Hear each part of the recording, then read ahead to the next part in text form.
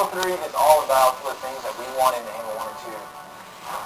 The brutes they were added in a little too late, I think. And we didn't have a chance to really flesh them out. And so that's what we're doing for Halo 3. Nailing the flavor for a character is often very difficult. You sort of have to feel it out as you go. The brutes in Halo 2 were meant to be more like the barbarians in Rome. We wanted the brutes to typify that abusive, evil invader. But right from the start, the design of the brutes was not consistent about reinforcing that they are meant to be worthy adversaries for the player. Now that the elites have left the Covenant, it gave us a problem for Halo 3. The brutes would behave kind of similar to the elites, they have to be totally redone because they're not interesting to fight. She was just a damaged sponge. There were no interesting reactions, there wasn't an interesting death. The only tactic the player has is just pump them full of lead until they fall down. Doesn't really turn out to be really good gameplay. Going back and trying to recreate a character like this is one part art and one part science. And the art part is very difficult to understand just exactly how long it's going to take.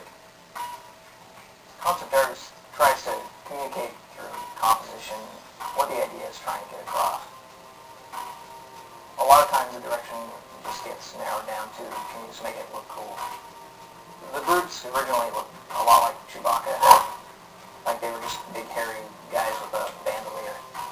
I looked at a lot of animal reference, rhinoceros and some gorilla. Their natural body plating, that's brutish. This was our way of like kind of pulling them into the fold of the Covenant. They've got kind of ancient looking buckles and gauntlets and leather straps holding all that stuff together, making them a little more serious bad guy, I hope. Everything the character does, whenever the character moves, we create an animation for it.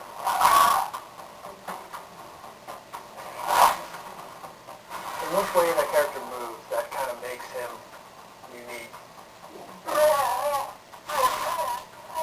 These days now we got our animation reference area upstairs. We just take it upon ourselves to go film us doing each individual motion and then work that into our animation. If a brute is punching the face off a Marine, we're going to embellish that. We're going to make him punch the jaw, too. We're going to make him just punch straight through that Marine. God damn, that looked like in real life. I was just like, that was awesome. When I look over and see Jeremy doing something, I'm like, oh, that's really cool. How can I work something like that into his moveset?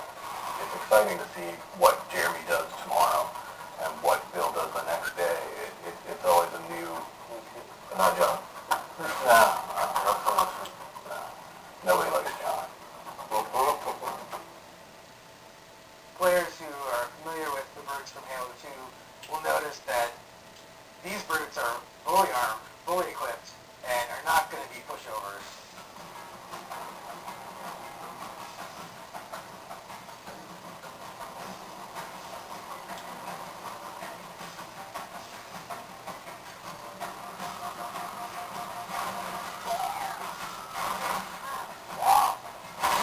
The game will be interesting. Like the guys will be playing against have to be fun to play. That's the profile of the character. Create an interesting look from afar. Is it fun to shoot at him when he runs around? Do you see his limbs moving up and down because there's things jutting up from the sides? Rather than make them look like big dumb apes, we want to make them very brutal, pragmatic warriors. And that's really informed a lot of the visual design.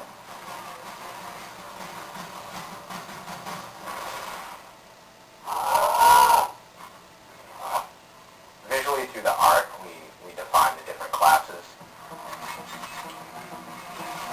The standard brute has just his normal armor with a very standard helmet. The brute captain has a much bigger headdress. And then the brute chieftains have very elaborate headdresses and very elaborate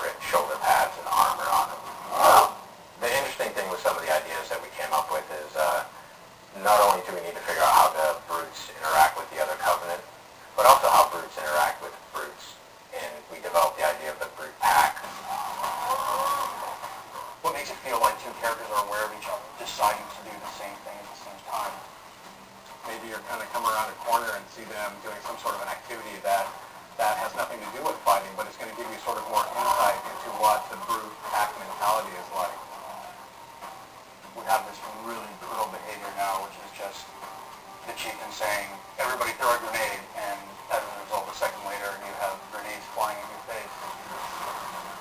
That's always going to give the player a little bit of an adrenaline rush. That, oh my god, now this guy's right up in my face, I have to back up and hit him hard. When the players kill him, they're like, oh man, I had to kill that guy. And then they go around a corner and there's like 4 more of them standing there, right? And they're like,